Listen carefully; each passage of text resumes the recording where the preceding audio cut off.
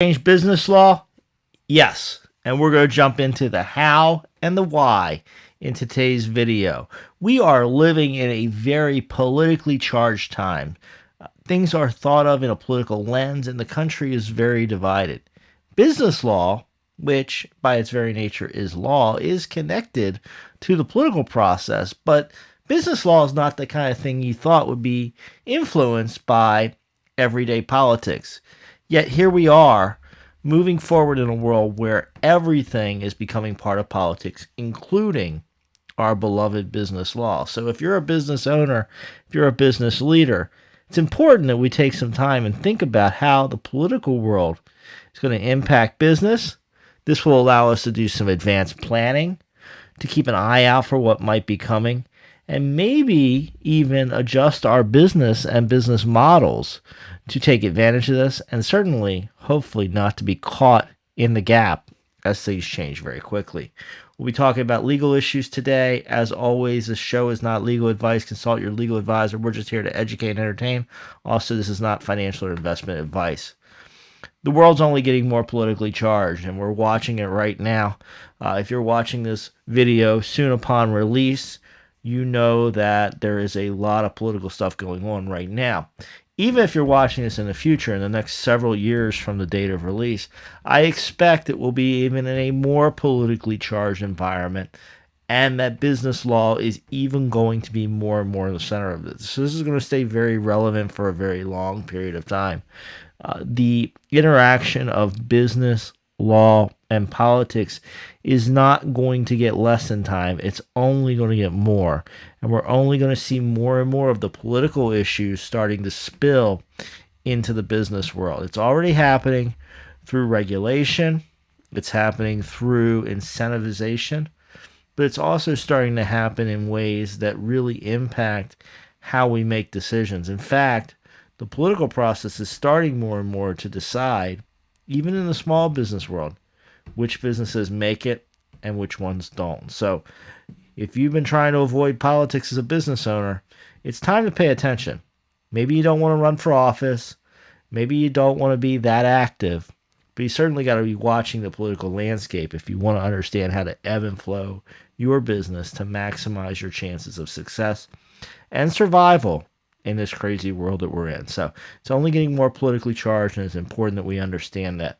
Law, of course, is a political process. Law is produced by the political process here in the U.S.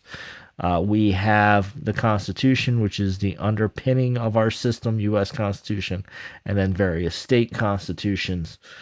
Then we have political bodies, the legislative branch and the executive branch through their enforcement powers, that are pushing upon and determining both the enforcement and shaping of the law. So law by its very nature is political.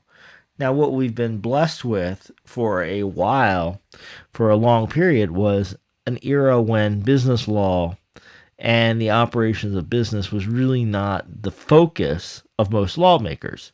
Delaware carved a niche out as a business law state because that was one of the few places where the legislature would actually pay regular attention to the statutes, the Delaware Corporation Law, the Delaware LLC Act, the Delaware Business Trust Act.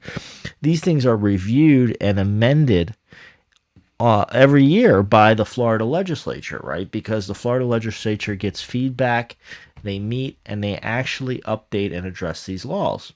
Whereas if you look in other states, their laws may not, for businesses, may not be updated very often, right? They may be passed in a new act. Occasionally you'll have an update or a modernization act come through, but then the law may not be revisited for 5, 10, 15 years because in bigger states there's a lot of things going on, right? So, business law doesn't get maybe the attention it should and doesn't get focused on.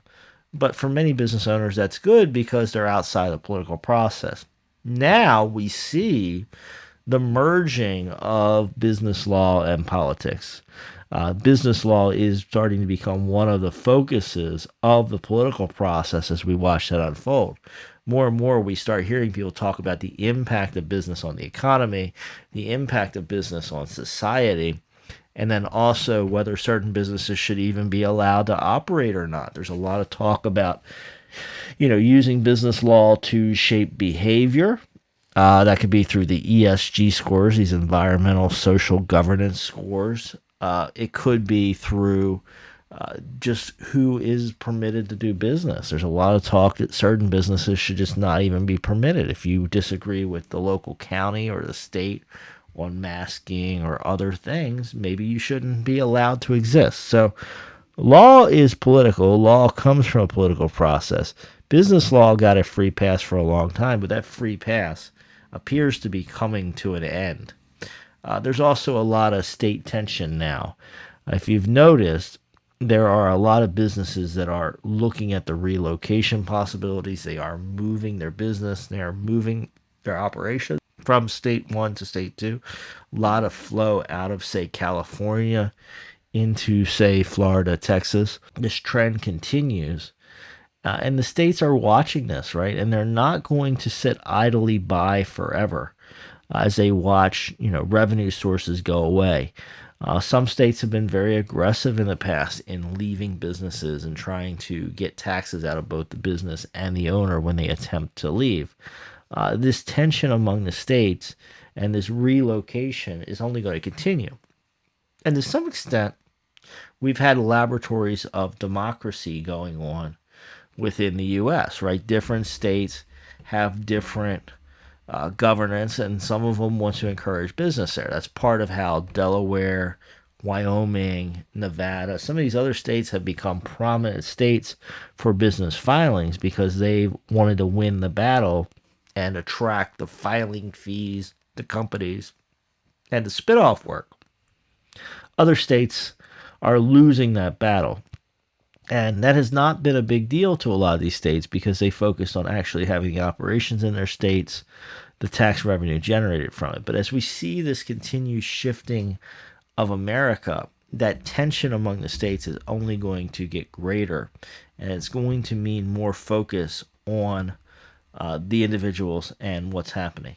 We also now have a federal corporate privacy law coming where companies are, under proposed regulations, going to be required to disclose ownership to a federal body.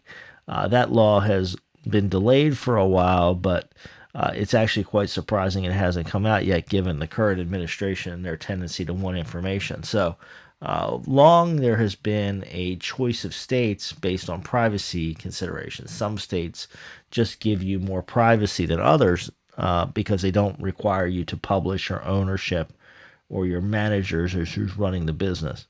Now we see the federal government stepping into it and starting to try to collect information under the auspices of security, as always, to try to understand what's going on in the marketplace and to try to avoid corruption and other issues. That means we're going to see more and more federal potential regulation of what's happening, particularly once they start collecting those reports, collecting those informations. Of course, we can't ignore the enhanced audit possibilities that are coming now with the growing IRS. So we'll see more and more involvement also at the federal level. So politics and business law, two areas that were largely viewed as separate are now coming together, right? And we are forced to deal with the reality that the political situation is going to impact the legal landscape on a regular basis. And then there's also the notion out there of business shutdowns. Some people have considered the idea that businesses should basically have to follow the state. And if you are not a good citizen, if you don't carry out the bidding of the state, such as implementing mask mandates, implementing social distancing policies, etc., that your business should be shut down. And now there's talk, and we did a video on it recently here on the channel, about the corporate death penalty, the idea that states could pick certain corporations out and their existence and their ability to do business. So that whole notion and idea of business shutdowns and using the most extreme measures at the state level has gained a fair amount of traction. So will that trend continue? Will we now become a state or a nation where you have to jump through certain hurdles in order to even be able to permitted to do business. Of course, currently you get a business license, and that means you have to fulfill a bunch of different things at the state level or the county level to exist and to continue your business. But now what I think we're going to see is more and more of a notion of should we be disqualifying businesses for not meeting basic thresholds. So there's notions of business shutdowns and you need additional permission to exist in your business. It's starting to become more of a mainstream concept. How do we bring this all together? We as business owners must be watching the political arena. We need to be involved. And we also need to think about how do we get involved the other direction? How do we become purveyors of information to our legislature? How do we express how we may or may not vote in the future based on the actions of politicians? So we need to get involved in this more. We need to stay on top of it. We need to watch it as part of your civic duty as a business owner to make sure that the laws don't change in such a way that it hurts your business. So every one of us needs to be monitoring now and into the future. Would love your comments on this. Don't drop anything in confidential in the comments, obviously, but I would love to hear what you're thinking about this. Also, please subscribe to the channel, ring the bell for notifications, and give it a like if you enjoyed it so more people can see this video. All right, catch you soon.